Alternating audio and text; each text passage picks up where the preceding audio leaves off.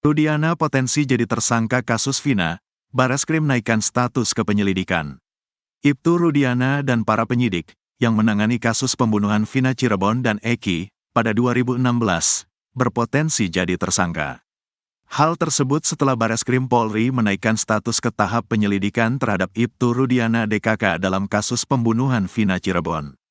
Diketahui, Vina adalah gadis 16 tahun asal Kampung Samadikun, Kecamatan Kejaksan, Kota Cirebon, Jawa Barat, yang tewas bersama kekasihnya, Eki, di Jalan Raya Talu, Kecamatan Talun, Kabupaten Cirebon, Jawa Barat pada Sabtu tanggal 27 Agustus tahun 2016. Keduanya disebut menjadi korban penganiayaan geng motor.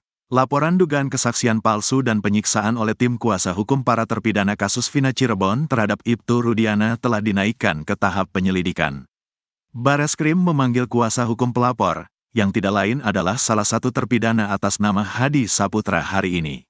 Sementara kuasa hukum Saka Tatal menyebut telah mendapatkan kisi-kisi dari Ordal, bahwa Ibtu Rudiana dan penyidik 2016 yang terlibat bakal berpotensi jadi tersangka.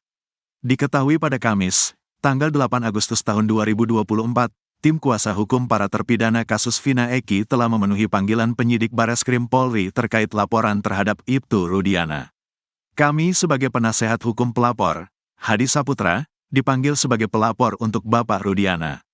Ini masih berlangsung pemeriksaan, di mana gelar pertama sudah dilakukan minggu lalu, dan ini sudah masuk tahap penyelidikan oleh Mabes Polri, ujar salah satu kuasa hukum para terpidana, Jutek Bongso di Bareskrim Polri. Sebelumnya, Jutek dan tim melaporkan Rudiana ke Bareskrim Polri pada Rabu, tanggal 17 Juli tahun 2024. Rudiana sendiri merupakan ayah dari almarhum Eki, sekaligus sosok yang berperan menangkap para terpidana. Jutek bahkan melaporkan Rudiana tidak hanya untuk dugaan kesaksian palsu, tetapi dugaan penyiksaan terhadap para terpidana. Jadi kita tidak hanya melaporkan terkait dugaan keterangan palsu, tetapi kan sebagaimana kita tahu ada isu penganiayaan, penyiksaan, penekanan secara psikis.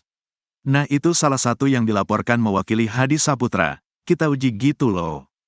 Karena kan ada saksi yang melihat, ada bukti-bukti yang kita lampirkan, ujar Jutek di lobi Bareskrim Polri, Jakarta, Rabu, tanggal 17 Juli tahun 2024.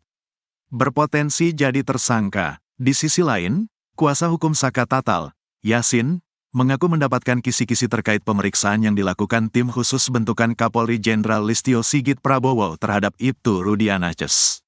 Setelah pertama kali laporan polisi di Bareskrim oleh Dedi Mulyadi, kemudian Ruli Panggabean dan tim Peradi di bawah asuhan Otto Hasibuan, tim sus bergerak cepat memeriksa polisi yang diduga terlibat secara maraton.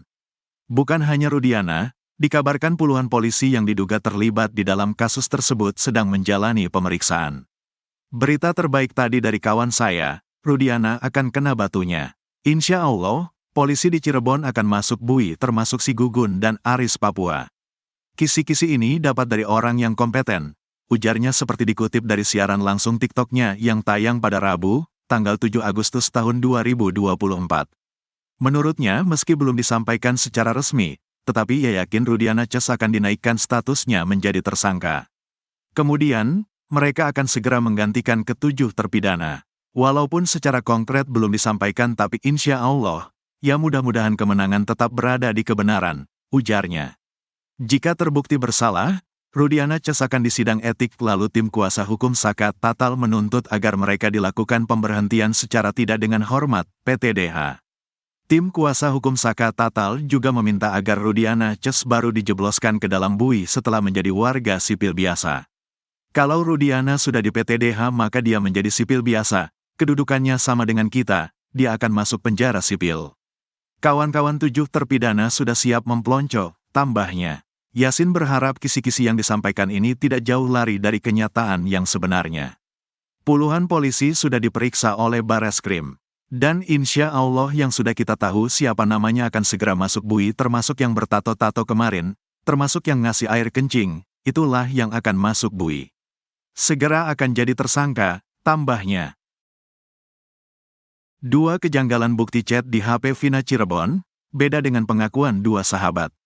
Kasus pembunuhan Vina Cirebon dan Eki, yang terjadi pada 8 tahun silam, kini semakin terang benderang setelah bukti chat HP korban terungkap.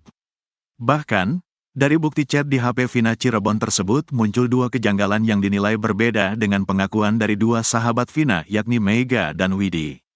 Diketahui, Vina adalah gadis 16 tahun asal kampung Samadikun, Kecamatan Kejaksan, Kota Cirebon, Jawa Barat, yang tewas bersama kekasihnya, Eki, di Jalan Raya Talu, Kecamatan Talun, Kabupaten Cirebon, Jawa Barat pada Sabtu tanggal 27 Agustus tahun 2016. Keduanya disebut menjadi korban penganiayaan geng motor. Ternyata pukul 1 waktu Indonesia Barat, Minggu tanggal 28 Agustus tahun 2016, Vina masih menerima SMS dari Mega. Padahal Mega dan Widi mengaku bahwa mereka melihat Vina dan Eki sudah tewas tengah malam di Rumah Sakit Gunung Jati Cirebon. Kasus Vina Cirebon semakin terang benderang dengan munculnya bukti chat hasil ekstrasi handphone Vina. Dari hasil ekstrasi atau pengambilan data handphone Vina, didapati dua chat yang paling disorot. Kuasa hukum Saka Tatal Edwin Partogi Pasaribu menerangkan bahwa bukti chat Vina merupakan miliknya.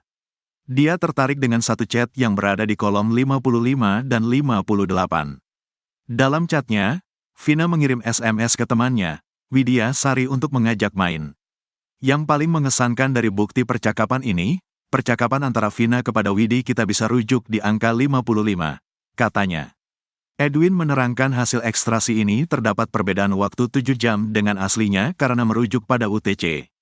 Kalau di-Indonesiakan karena waktunya UTC ya waktu dunia, kalau dikonversi ke WIB itu 7 jam, jadi pukulnya 22 jam 14 menit 10 detik ada SMS dari Vina kepada Widi yang mengajak untuk keluar jalan, dijemput kalau mau, katanya. Tepatnya, seperti ini isi SMA Vina ke Widi di pukul 22 jam 14 menit 10 detik WIB pada tanggal 27 Agustus tahun 2016. Mau gak Mek, antar dijemput sama kita, tulisnya. Chat itu dikirim dari nomor 0898893940XX. Nah disinilah terdapat kejanggalannya. Jika beda waktunya adalah 7 jam, satu chat lain justru masuk pada pukul 1 waktu Indonesia Barat, Minggu tanggal 28 Agustus tahun 2016. SMS itu berasal dari nomor 089533182338XX. Wah, ada di mana pagi ya? Isun udah di rumah Widi, tulisnya.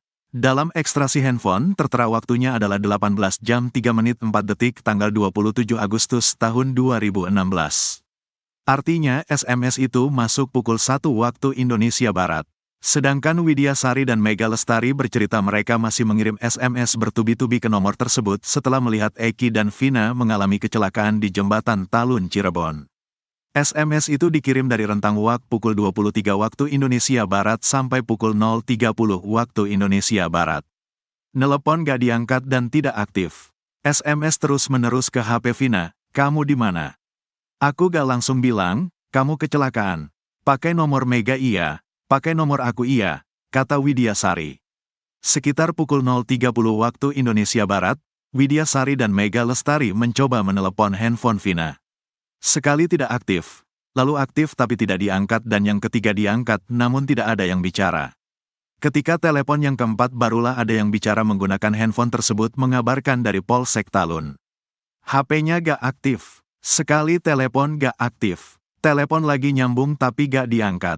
Sudah lewat jam 0 waktu Indonesia Barat. Ketiga diangkat tapi gak ada suaranya. Mati sendiri. Ditelepon lagi, ini dari Polsek Talun, kata Widya Sari dan Mega Lestari. Hasil pemeriksaan Rudiana di Mabes Polri bocor, bakal gantikan terpidana kasus Vina. Hasil pemeriksaan Ibtu Rudiana oleh Propam di Mabes Polri, atas kasus pembunuhan Vina Cirebon dan Eki, bocor ke publik. Bahkan disebut-sebut, berdasarkan hasil pemeriksaan itu, Rudiana bakal menggantikan 7 terpidana kasus Vina Cirebon dalam BUI. Diketahui, Vina adalah gadis 16 tahun asal kampung Samadikun, Kecamatan Kejaksan, Kota Cirebon, Jawa Barat, yang tewas bersama kekasihnya, Eki, di Jalan Raya Talu, Kecamatan Talun, Kabupaten Cirebon, Jawa Barat pada Sabtu tanggal 27 Agustus tahun 2016. Keduanya disebut menjadi korban penganiayaan geng motor. Nasib Ibtu Rudiana CS yang kini menjalani pemeriksaan di Mabes Polri dibocorkan orang dalam. Rudiana CS saat ini tengah diperiksa secara intensif oleh Bareskrim Polri untuk mengungkap kasus Vina yang terjadi 2016 silam. Mereka yakni Ibtu Rudiana, Aris Papua, dan Gugun Gumilar. Kuasa hukum Ibtu Rudiana, Mardiman Sane tak menapik jika kliennya sudah 3 malam berada di Bareskrim Polri, Jakarta. Pemanggilan Rudiana terkait dengan penyelidikan tim khusus, Tim Sus, bentukan Kapolri, Jenderal Listio Sigit Prabowo, untuk mengungkap kematian Vina dan Eki di Cirebon 2016 silam. Menurutnya, tak hanya Ibtu Rudianan, namun penyidik kasus Vina di tahun 2016 turut diperiksa di Bareskrim Polri. Bang, izin saya sekarang lagi di Bareskrim bersama dengan teman-teman penyidik 2016, kata Rudiana seperti diceritakan Mardiman di program Sapa Indonesia Pagi, Kompas TV, Selasa, tanggal 6 Agustus tahun 2024. Rudiana juga mengaku akan berbicara jujur tentang kasus kematian anaknya bersama sang pacar. Saya lagi di Bareskrim, mohon doanya, yang jelas saya akan menceritakan seterang-terangnya tanpa ada yang saya tutupi sedikit pun terhadap persoalan ini, kata Rudiana kepada Mardiman. Di sisi lain, nasib Ibtu Rudiana CS yang kini menjalani pemeriksaan di Mabes Polri dibocorkan oleh orang dalam. Hal itu diungkap kuasa hukum Saka Tatal, Yasin saat menggelar siaran langsung di TikTok yang diunggah oleh akun @mamamuda_channel82 pada Rabu, tanggal 7 Agustus tahun 2024. Bahkan, ia menyebut jika Ibtu Rudiana CS terancam masuk bui. Insya Allah, Rudiana, Aris Papua dan Gugun masuk bui walaupun secara konkret belum disampaikan tapi insya Allah. Mudah-mudahan kebenaran tetap berada di kita yang berjuang, ujar kuasa hukum Saka Tatal, Yasin. Ia mengatakan meski baru kisi-kisi, tetapi informasi itu didapatkan dari orang yang sangat kompeten di institusi tersebut. Yasin menyebut Rudiana CS bakal menggantikan posisi ketujuh terpidana kasus Vina Cirebon yang kini terbelenggu di dalam penjara. Kalau besok si Rudiana CS diborgol, 7 terpidana insya Allah akan keluar dari bui, tambahnya. Jika terbukti bersalah, Rudiana CS akan disidang etik lalu tim kuasa hukum Saka Tatal menuntut agar mereka dilakukan pemberhentian secara tidak dengan hormat, PTDH. Tim kuasa hukum Saka Tatal juga meminta agar Rudiana CS baru dijebloskan ke dalam bui setelah menjadi warga sipil biasa. Kalau Rudiana sudah di PTDH maka dia menjadi sipil biasa, kedudukannya sama dengan kita, dia akan masuk penjara sipil. Kawan-kawan 7 terpidana sudah siap mempelonco, tambahnya. Ia berharap kabar yang didapatnya dari orang dalam itu tidak lari jauh dari kenyataan. Kasus Vina rekayasa. Sementara itu, ex-Wakapolri, Komjen Pol Purn Ogroseno menyebut bahwa kasus pembunuhan Vina dan Eki di Cirebon pada 2016 lalu ada rekayasa yang jelas yang terlihat dari laporan polisi saat kasus tersebut terjadi. Sejak awal sudah jelas peristiwa ini rekayasanya kasat mata. Mulai dari laporan polisi peristiwa tanggal 27 Agustus diubah menjadi tanggal 31, ujar Ogroseno dilansir dari kanal YouTube Nusantara TV. Ia juga menyebut nama ayah Eki, Ibtu Rudiana yang telah membuat laporan peristiwa tersebut. Menurutnya, Ibtu Rudiana seharusnya tak melaporkan tentang kronologi runtut kasus Vina dan Eki itu.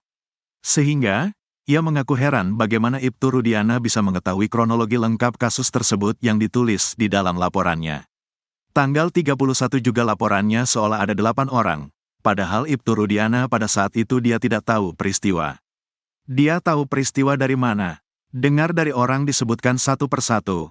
Kan kita bingung di sini membaca laporan polisinya, ungkapnya.